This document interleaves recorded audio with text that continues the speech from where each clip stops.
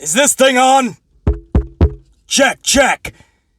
My amplified unit! Wake up! Get up! And get amplified!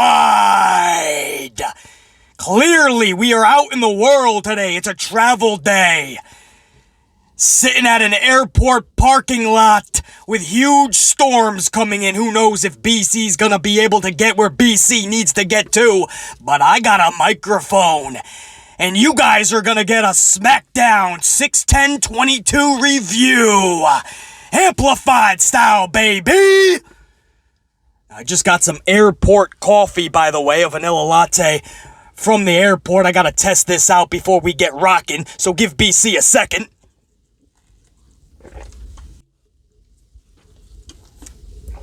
Oh, that's good. That is good airport coffee. That is a damn good vanilla latte. Moustache! You did damn good, sir. That's what his name tag said anyway. I don't think it's mustache. I think it's moustache. Like Mustafa Ali.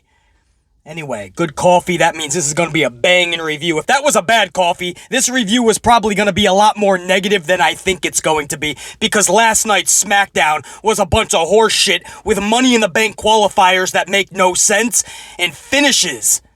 The results of those matches make even less sense, like Xia Li being done filthy. Oh, but we're going to talk about it. And Riddle is now going on to take on Roman for his championships. There's just one problem. He's a Raw guy. He's got no championship, so there's no reason for him to even be on SmackDown. But now he's a permanent fixture on both shows. For no fucking reason. Again, it's like BC told you for weeks and even months. There is no brand split. As Chris Jericho would say, it's some straight wizard shit. Expecto Petroleum. Wave your wand.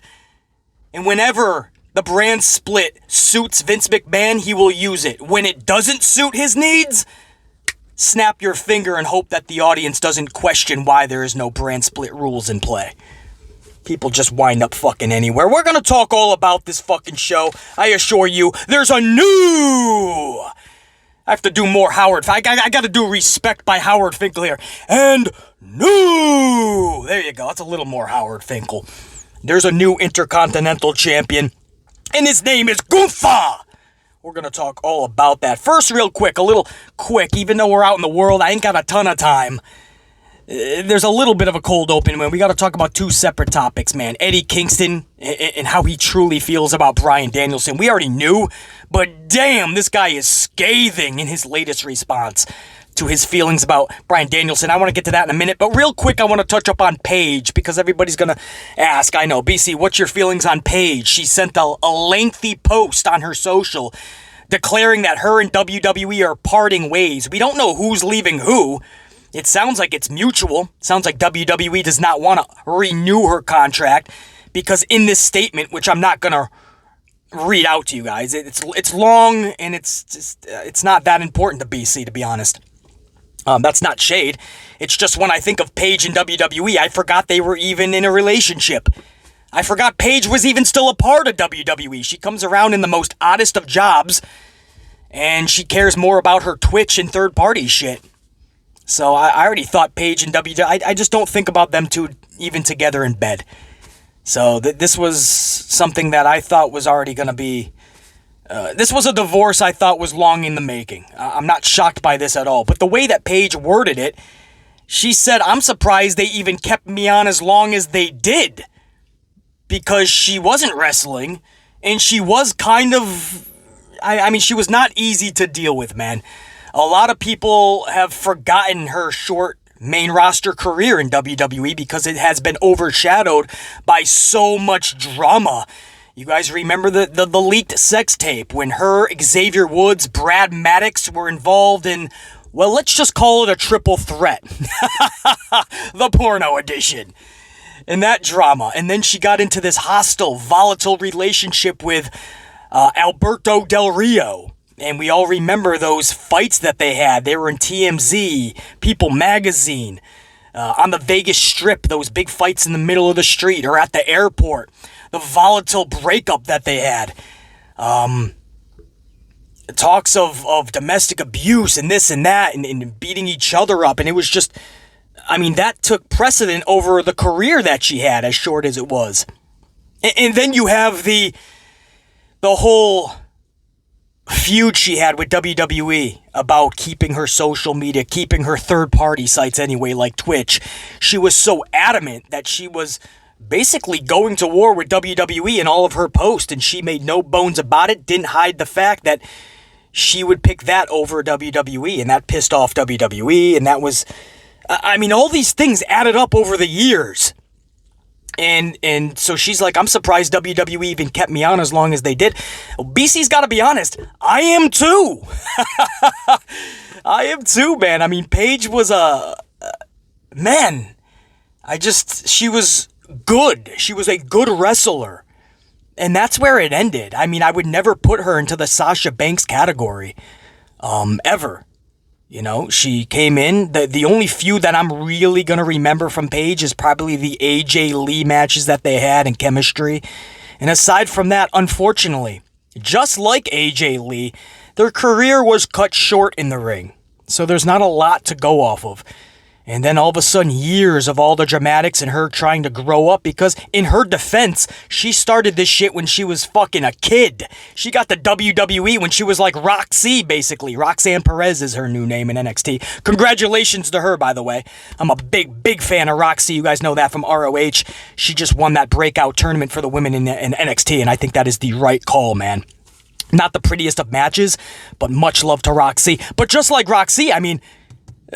Paige came so young to WWE, and, you know, unfortunately, she took a wrong path, and it led down to just one bad thing after another bad thing. And trust me, BC will tell you a million stories about bad decisions. I always said, Dean Malenko was the man of a million holds, a man of 1,000 holds, whatever it was.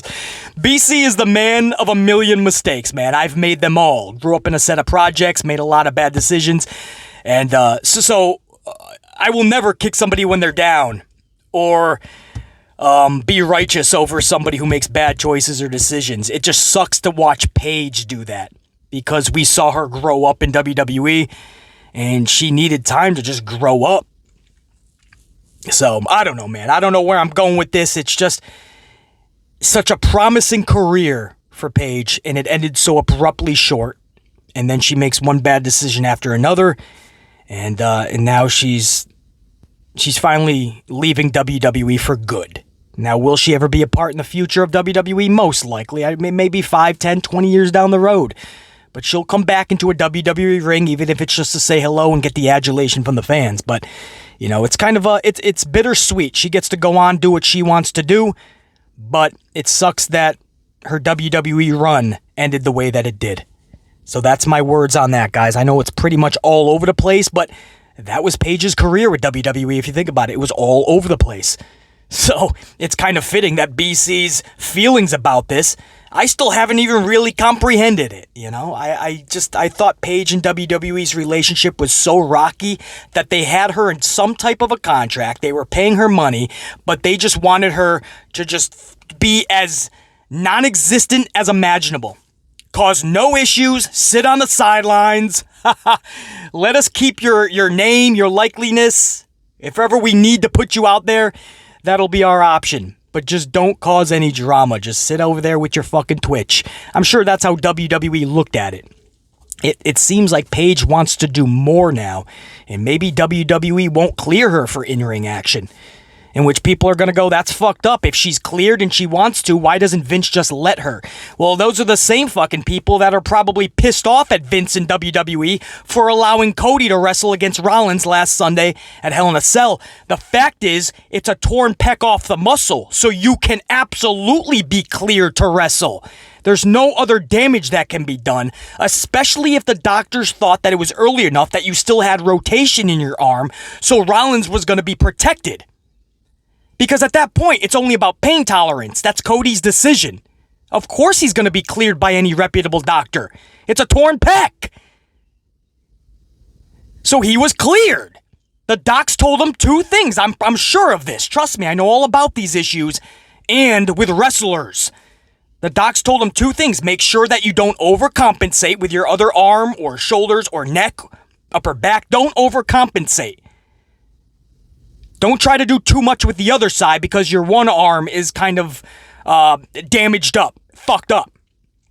So don't overcompensate is the first thing they said. And the second thing was just don't do anything that's going to compromise your opponent. That's Seth Rollins, the utmost of professionals. So you go back and watch that match if you know how to critique pro wrestling. Rollins was never in danger, bro. Cody still had mobility in that arm. Listen to the docs. They said, you catch it earlier enough, you will not be locked in place. You will still have some type of rotation in the arm. Cody showed you multiple times in the match that he was moving the arm. He had rotation. So even as something like a pedigree, a fucking crossroads, Rollins was never in any fucking danger.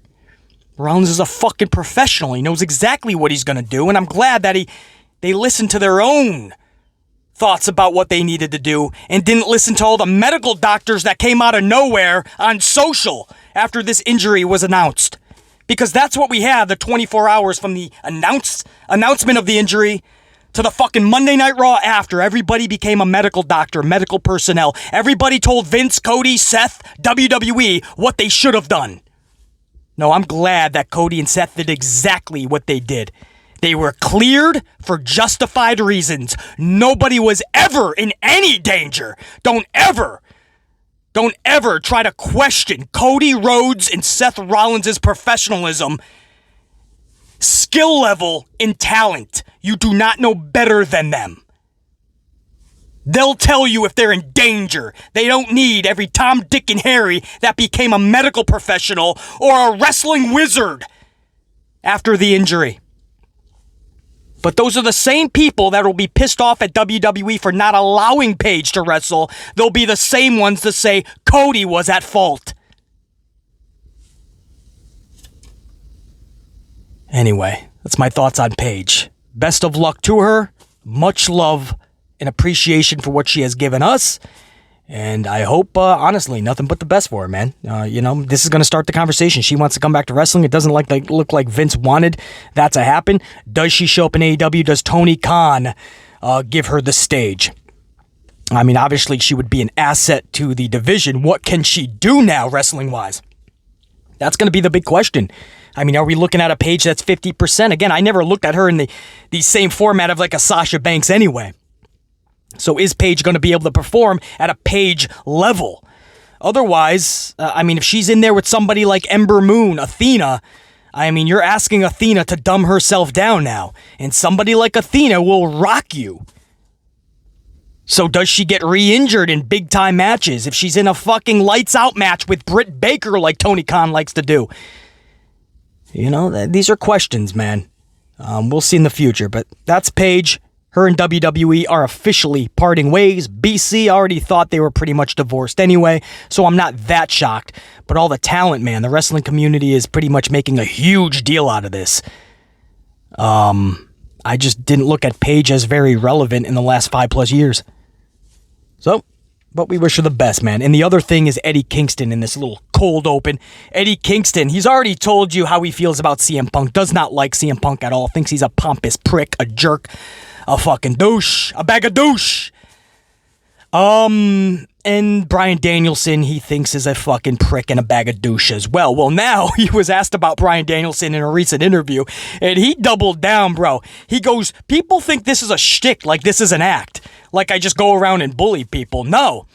He says, Bryan Danielson is absolutely a GOAT when it comes to wrestling and people's Mount Rushmore. Bryan Danielson is most likely for justified reasons in the GOAT conversation. But he says, and I quote, I'm not a fan, I'm not a mark, I'm not a stan. I think he is a pompous, judgmental prick. He called him a judgmental prick. He says he judges people, and I can't stand that. And that's what Bryan Danielson is. He's a judger. He goes around judging people, thinking he's better than others. I don't like that. I don't like that, dude. This is a guy, guys, you say it's just storyline and it's just his character. No, this is how he's always been. Eddie Kingston will tell you that's how he felt in the past. Many wrestlers tell you stories of this. Just because he shares a locker room with them now doesn't mean he's not going to be professional with them. Of course he is. Maybe he even likes them a little bit more than he did. But when he does these interviews, I mean, you're getting a lot of realism out of Eddie Kingston. He knows no other way. The dude's just not a fake. In life, there's a lot of fakes. And then there's a small percentage that's just very real people. He's a very real son of a bitch. Very real. And he tells you how he feels about people like Bryan Danielson, CM Punk, and so many others. And some people kind of have a smirk like, oh, he's got to be a little bit in character, right? Guys, don't be so sure. This is a dude that's not fake. He's going to tell you to your face, and he'll tell you the same thing that he's going to tell you to your face that he would tell you in an interview. And we already know, facts have told us, he never liked CM Punk, Phil Brooks, and he never liked Bryan Danielson. So if you think that, snap your finger because you're sharing the same locker room, that changed, and now all of a sudden he's just in character, bro, take that with a grain of salt, because I think the truth is you're getting the fact of how he feels about these sumbitches. And every single time he talks about it, you're getting a fact. You're getting his actual feelings. So Eddie King, I mean, that's just why I love Eddie Kingston. It's like MJF. MJF, you know there's a lot of character behind what he's doing. You know he's feeding the beast. But you know there's also some truth every time MJF speaks. And that's why you never know where the lines are being blurred, because they're blurred so vividly. You never know when the line is being crossed, when the waters are muddied, because MJF is so fucking good. He'll take what we know for a fact and he will use that to a storyline or a character. So you just don't know how much is a truth and how much is a falsity. Eddie Kingston is a lot like that. I love that, man. And I think there's so much truth to how he feels about Brooks, Danielson, and so many others. So anyway, guys, those are a couple of topics in the wrestling world. I know you guys are probably going to be like, BC, did you hear about this? Well, there you go. I have, and that's my thoughts on it. Let me get some fucking airport coffee real quick. Oh, man, that's really good by Mustache. Again, I think that was his name, dude. Mustache, not mustache. Mustache! Mustache, you! Anyway, okay, let's get over to SmackDown, man. June 10th, 2022. Money in the Bank men's qualifier starts the show. Drew McIntyre versus Sheamus. Drew Mac comes into this match just 6 wins of his last 20 matches. Please think of that, please. Just 6 wins of his last 20 matches. We're talking about Drew McIntyre here, guys. If this is the guy taking on Roman Reigns for those titles at Clash at the Castle in September, you better pick this dude's booking up like yesterday. 6 of 20 is not gonna cut it, bro. A ton of those matches were live events. Losing to Roman Reigns. So you say, like, well, BC, okay, 6 of 20, but a lot of those were just touring the country, touring the world at live events, and he was losing. Okay, it's the same thing. So you're telling me on TV he's losing a bunch, and he's going on tour losing a bunch. Telling everybody he's a fucking 50-50 booked loser. And not just losing around the country, but he's losing to Roman Reigns, the same guy that you're supposed to be having a big title match at Clash at the Castle in September for the UK. But no, we'll have him tour around the country losing to that guy, and on TV look like a 50-50 booked bum. I mean, you can't make this shit up, bro. And then on the flip side, he's going against Sheamus last night in this qualifier. Sheamus, on the other hand, enters this qualifier only 5 wins out of his last 20 matches. And that dates back to February 11th. So combined, if you put these two together, these two brutes are only 11 wins of their last 40 matches. Yikes! 11 of 40! Drew Mac and Sheamus. I don't know who's better, them or the fucking Viking Raiders, in terms of how badly booked 2 people can be. Only difference is, Sheamus and Drew Mac aren't even a tag team. 11 of 40. That includes TV and traveling the world. 11 of 40 between both of them. That is fucking horrendous. to the max level, to the most amplified of measures, man. I can't believe that nobody keeps track of this shit. It's funny because over in AEW, they actually keep track of wins and losses. People thought that was really going to be a big thing, right? Keeping track, the rating system. And now everybody is starting to see that Tony Khan has lost the handle. He's lost the grip on it. He doesn't even follow it anymore, as seen by the interim championship ordeal. I mean, he didn't even follow his own system. FTR just laughed at it. I think it was Dax. He sent out a post, and he just had a big LOL as he showed that they were like the number one team ranking-wise. But yet AEW is going to have a triple threat tag title match Wednesday, and they're not even a part of it.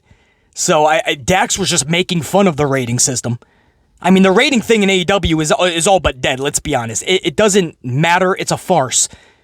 But if you think that WWE is any better, because even though they don't follow a farce system, 11 of 40 is unacceptable when you're talking about two dudes like Drew Mac and Sheamus. Two dudes that should be at the top of the heap. Even if not at the top, near the fucking top. But they're booked like they're the Brooklyn Brawler or Barry Horowitz from back in the day. The 1-2-3 kid before he got the big W's over Razor Ramon. You can't book these dudes like that. Anyway, this is a side rant, but BC was just astounded by those numbers as we headed into this match. I bring this up, guys, because this is what BC means when I say lack of care from the company. From VKM himself, the old bastard in Stamford, Connecticut. We respect both of these dudes. But the fact that we've seen the same very match between Sheamus and Drew Mac 97 times in the past, mixed with the fact that WWE has booked them to be irrelevant in every way imaginable, it forces them both to have to dig out of a hole before they even get into the ring. That's not fair to them, dude. It forces them to dig out of a hole just to get people to care, much less get invested back into them. And again, for Drew Mac, this is a guy who's supposed to be in the main event against Roman in a couple of months at Clash at the Castle.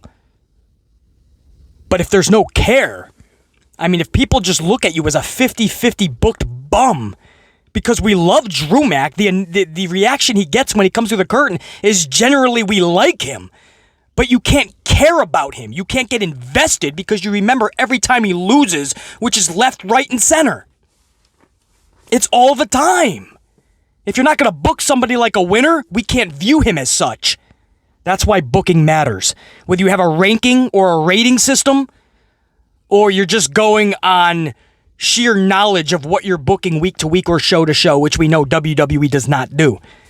Booking matters. Woo! That was a whole fucking side rant on the booking before we even get to this match. The match itself was decent. Okay, it's two brutes, they're physical, but we've seen this 97 times in the past. This match ends just as odd as most of their matches. It ends in a double DQ. And they go into a brawl that goes through the commercial break and even into the next segment.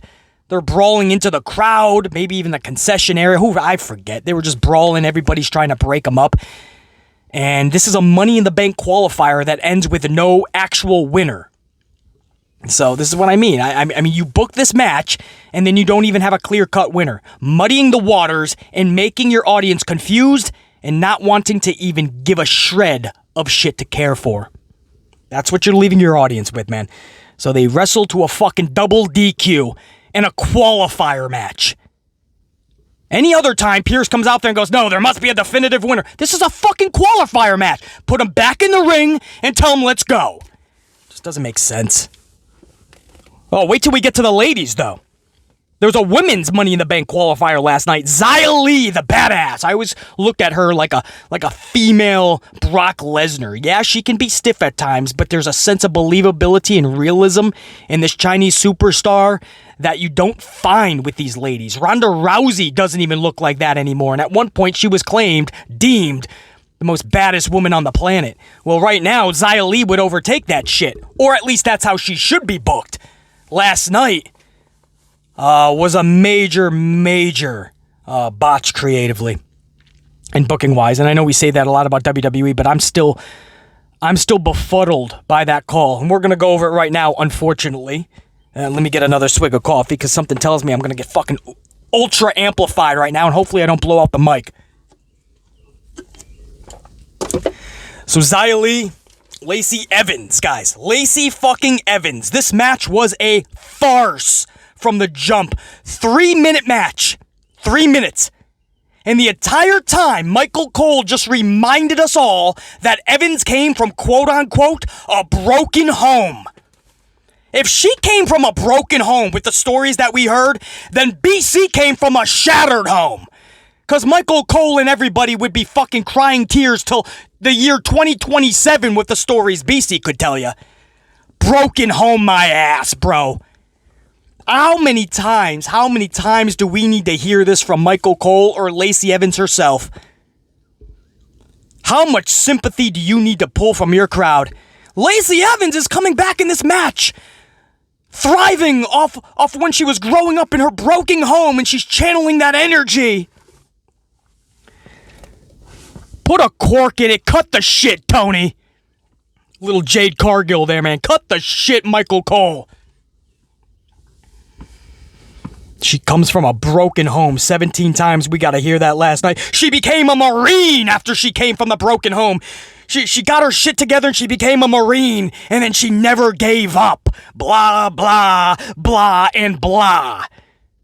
Cole then reiterates Lacey's new catchphrase, guys, that you'll surely be able to get on some discounted t-shirt on WWE Shop in the near future. Wake up, work, win. That's Lacey's new fucking John Cena-esh fucking inspirational quotes. Wake up, work, win. Copyright infringement on BC. Wake up, get amplified. Wake up, work, and win. Wow, how inspirational, Lacey Evans. All the little kids are going to be fucking walking around with their little shirts. Wake up, work, and win. Look at my new shirt, Uncle Teddy. I'm waking up every morning, I'm working, and I'm winning. Good job, Stacy. Now get the fuck out of my presence. Unfucking real, man. They act as if Xia Li isn't even out there, bro. The match itself was, again, only like 3 minutes. The broadcast team, Michael Cole, is just concerned with making sure that everybody is sympathetic to Lacey Evans. So all you're hearing about is the broken home. She's a Marine. She works hard when she wakes up and she wins. She overcame all the obstacles. Xia Li is like a fucking sack of potatoes in there. They don't give a fuck. I don't think they talked about anything to do with Xia Li. And the struggles that she's had to overcome growing up just to get to America to go into that fucking ring and do what she's doing. They act as if Xia Li isn't even out there, man. How disrespectful. Then they have Evans knock out Lee with a women's right. They treated Xia Li like she's Eva Marie out there, bro. It's Xia Li. She's a full-fledged, full-throttle, amplified badass to the core. Her losing any match, you better have it pristinely planned out for us to believe it. But 3 minutes to a woman's right? And not even talking about her. Not even trying to make her look good in defeat. Nothing. They had her lay out there, knocked out, for an entire minute afterwards while Lacey Evans celebrated. And then you wonder or question why Toni Storm walked out.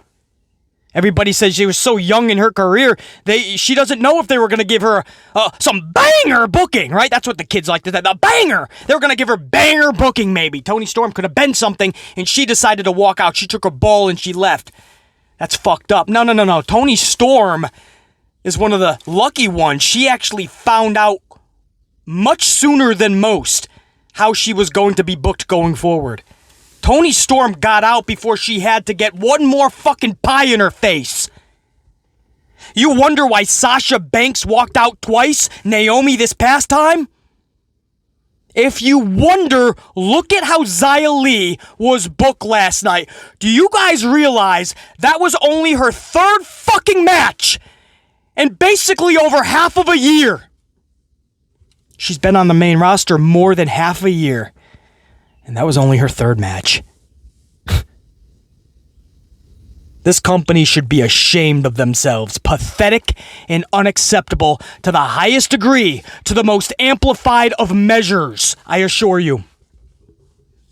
I'm not going to spend another second on it because I'm just going to get too fucking amplified. I'm going to miss this flight. Ronda Rousey is up next, middle of the ring. She's beyond scripted, and it's just not good, guys.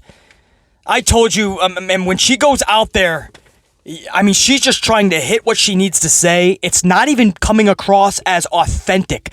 There's no amplification in her voice. There's not a connection when she's speaking with the crowd. And that's saying something because I love Ronda Rousey. You guys know I love Ronda Rousey, man. I know she can be a profitable, entertaining machine for this company. But they just refuse to put her in good spots where she can excel. They've completely stripped away the believability of Rousey. That's not good because Rousey's whole shtick is believability. That at any given time, at any moment, on any night, she could take you out in seconds. The believability is gone. She just feels like another wrestler on the roster. And sometimes, honestly, Carmella seems more important than Ronda Rousey. The way this company has mishandled Rousey, BC wouldn't be shocked if Lacey Evans takes her title with a women's right in 2 minutes of a fuckfest in the near future. I wouldn't be shocked. Something this company would do. Anyway, Shotzi. Little Shotzi interrupts. Somehow we get a match between these two, impromptu style. Ronda accepts Shotzi's challenge by saying, "You got it, it's Anskis." That's literally how she accepted Shotzi's challenge. Ronda Rousey said, "You got it, it's Anskis." Anskis. Who the fuck says Anskis? Oh, man. Anskis? Amp unit, I'll never tell you what to do, but do me one favor, though. Don't go through life saying Anskis to anybody. If you're ordering ice cream, don't say, "Hey, can I get some sprinkles, Anskis?" "Hey, you want some pepperonis?" "Yeah, Anskis them." "Dude, you want to go hang out at the mall?" "Hey, man, we're Anskis." Because you won't have friends after that, I assure you. Anskis? Anyway, I don't know why I'm spending a moment on that, man. Who the fuck says Anskis but Ronda Rousey? Anyway, oh, by the way, somehow this became a #1 contenders match, guys. Even though Natty, out of the blue, became the #1 contender, we're going to put another number. This would be a #2 contender, guys. WWE doesn't even fucking know what they're doing anymore. You wonder why the fans are confused. They don't even fucking try to remember what they're doing. They have a #1 contender for the pay-per-view in Natty, and they just literally made a #1 contenders match. It doesn't make sense. That would be a #2. Why is BC a fucking podcaster thinking about this and not the company? And it's not just WWE, it's AEW too with the Wardlow thing. They didn't even think about how stupid Wardlow was going to look this past week.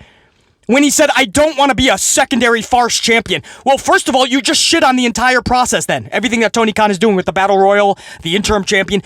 They just made Wardlow just shit on the entire thing. He just made everybody look like an idiot. "I don't want to be a secondary farce champion. I want to be the first one to take out Punk for the real championship." The guy didn't even realize that that's what this whole thing is about.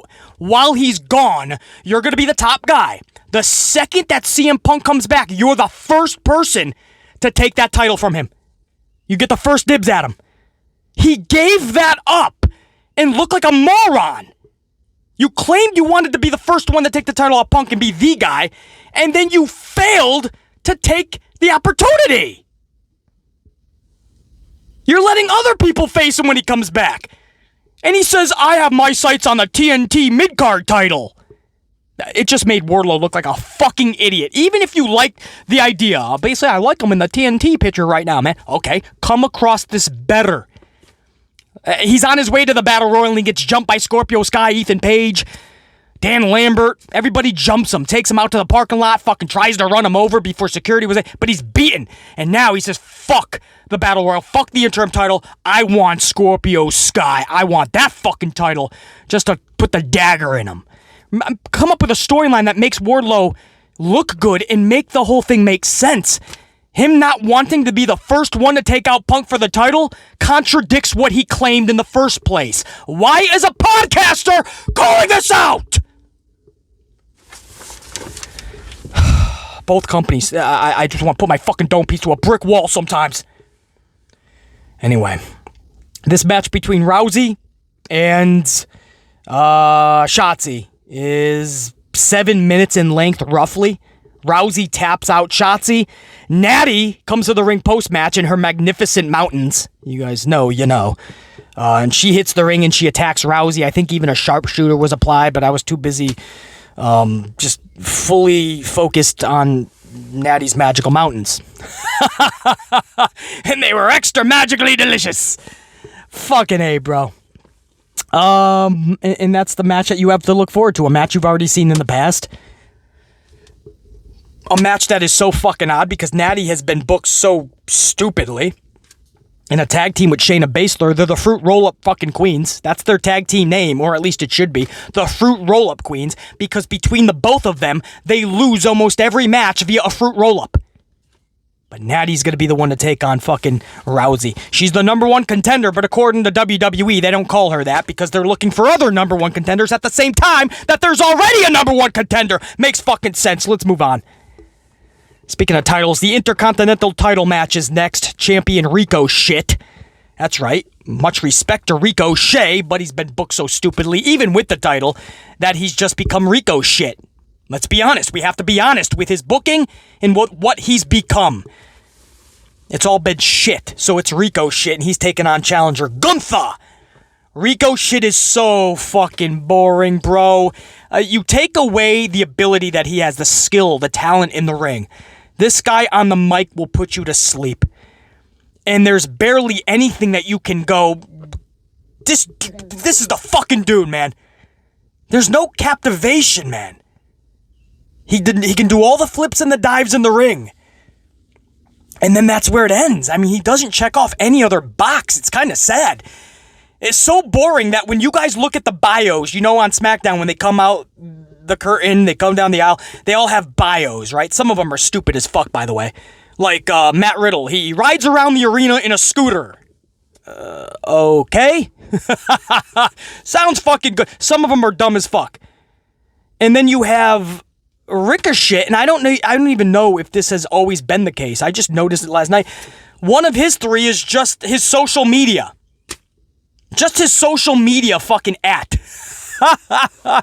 That's how fucking interesting this dude is, or his facts, his bio.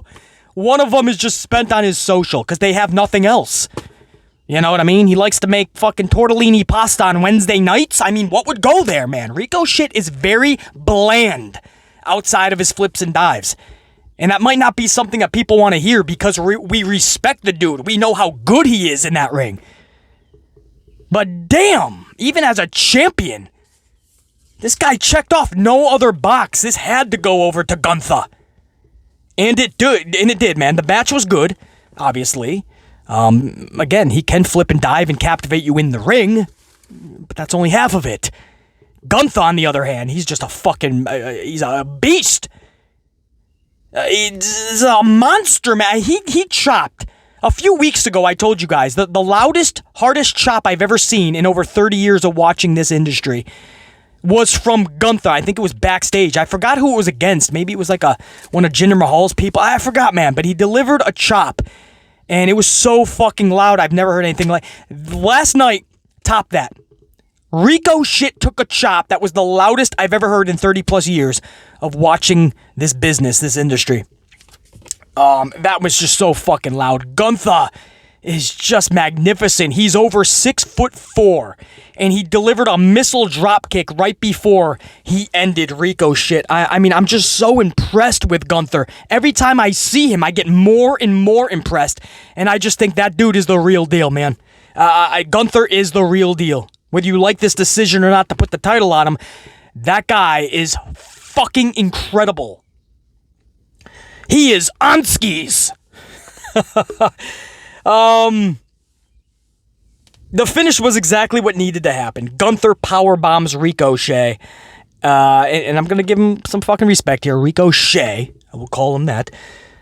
He power bombs Ricochet, collects a massive W, and becomes new Intercontinental Champion. This dude is awesome. He's awesome! And I can't wait to watch this title reign. I hope Vince doesn't fuck this up. That is asking a lot because Vince fucks everything up.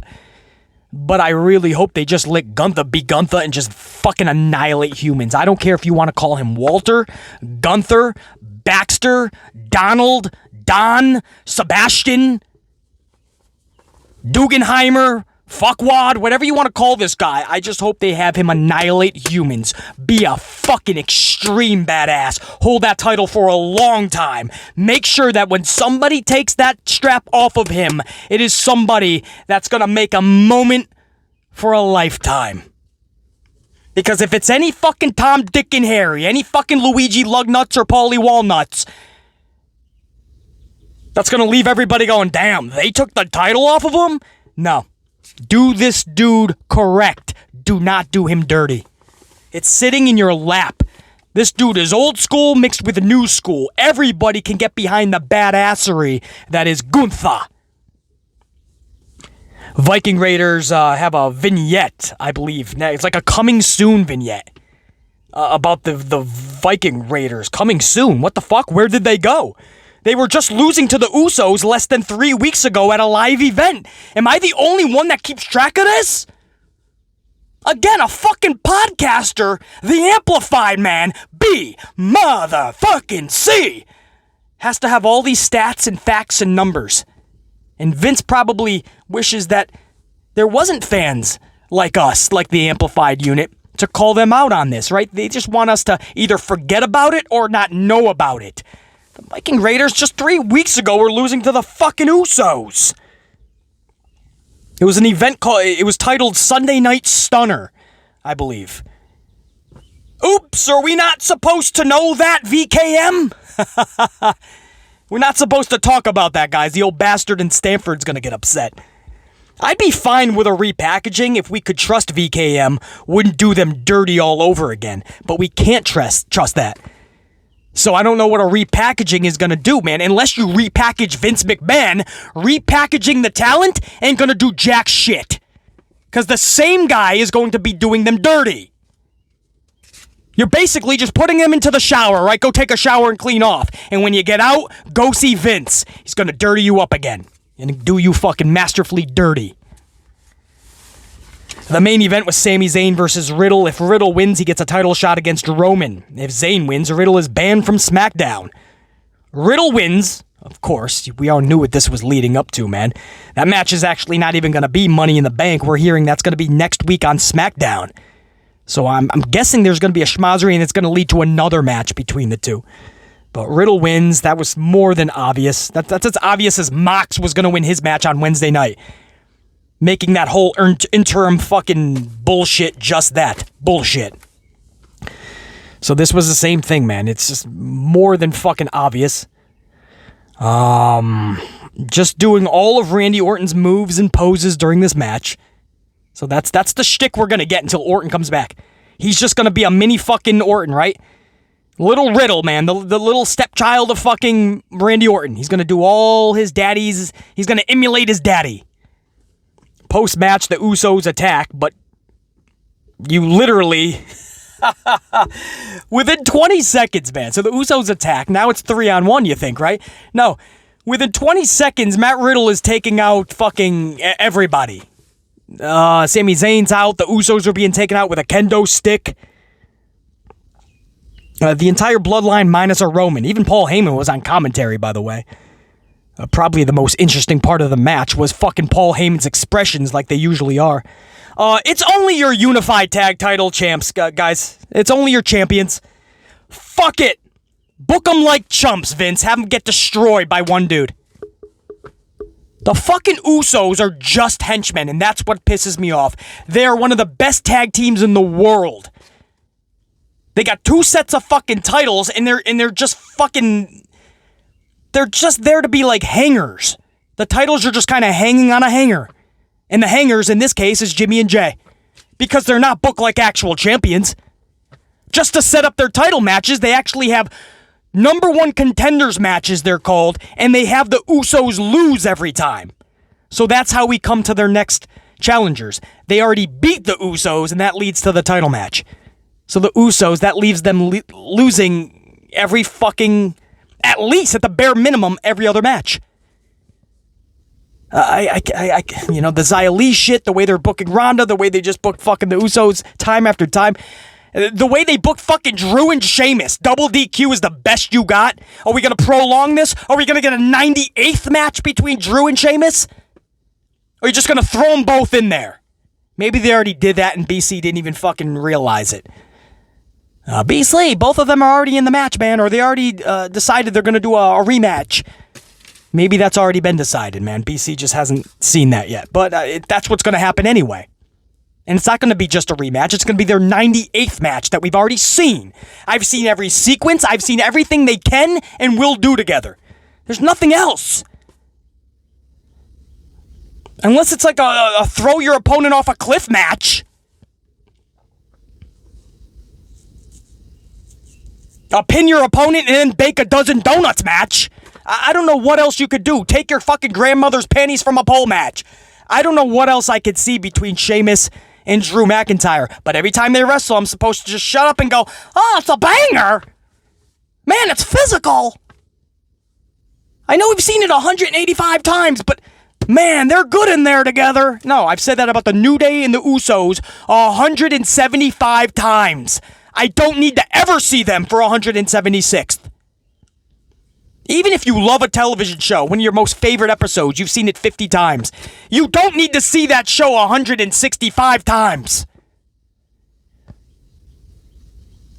You may love a movie that you've seen 40, 50, 60 times. You don't need to see it 160 times. Get better, Vince. Get better. That's my fucking message in this video. Anyway, guys, much love and appreciation. BC, that's what I got for you, man. I'm gonna jump on a fucking plane and get rocking. You guys whoop this weekend's ass. Until next time, think, be, live, amplified. For now, BC and I'm out. Check you later. Hello? Is this thing still on? Sasha, cut that shit!